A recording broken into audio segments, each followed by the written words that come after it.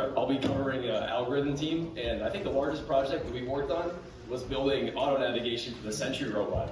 So the title of this is Building Intelligent Autonomous Navigation.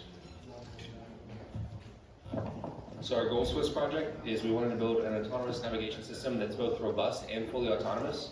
So we want to be able to build a map in our software that we can point to where we want it to go, and then it will navigate to that point. Additionally, in the competition, there'll be Aruco tags around, so we want to be able to use those for locality to go determine where the robot is and constantly update its position.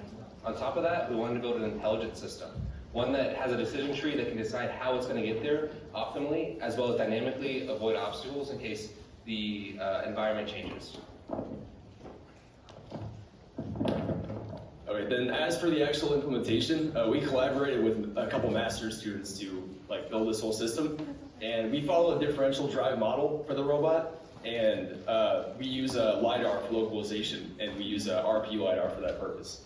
And then one of the key components that is set up and is part of navigation is the cost map or the inflation layer. And what that denotes is a cost for movements to a certain region.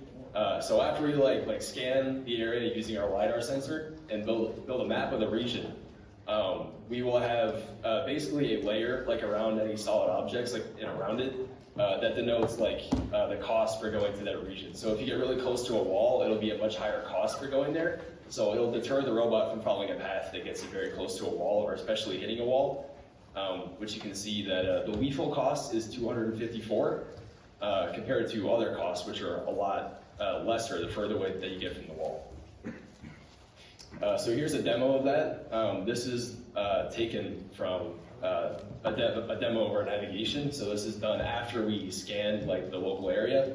And the area right over here would be a wall, so the solid region. And then the light blue has a higher cost or lower cost.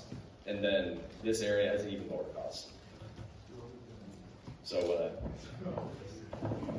here's an early prototype we built from our old workstation. It navigates around, but then it hits this pole here.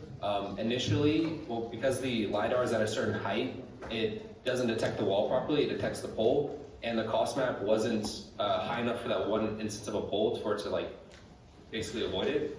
But in future implementations, which you'll see in a second, we've kind of adjusted that so that it will just not even go anywhere, no matter regardless how wide or small the object is. So here's a demo of navigation as it currently functions. So there's the sensor, and here's the sentry. And you'll see on the right, the background is the Nav2 software, which kind of visualizes the built map and also the planned path. And then bottom left is the sentry actually navigating. So you'll see that the red line is a planned path, and then all the green dots down here are potential candidates for where the sentry actually is. And you can see it got through this region here with the walls, and then it gets over to its destination, and it stops. And then there's the logo.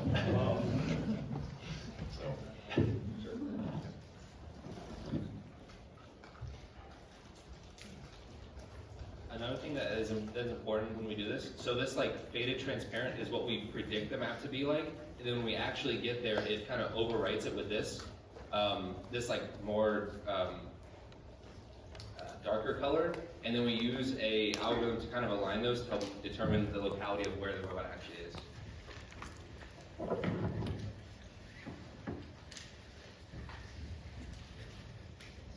Okay, I think that is all we have, so we'll open this up for some Q&A for any team.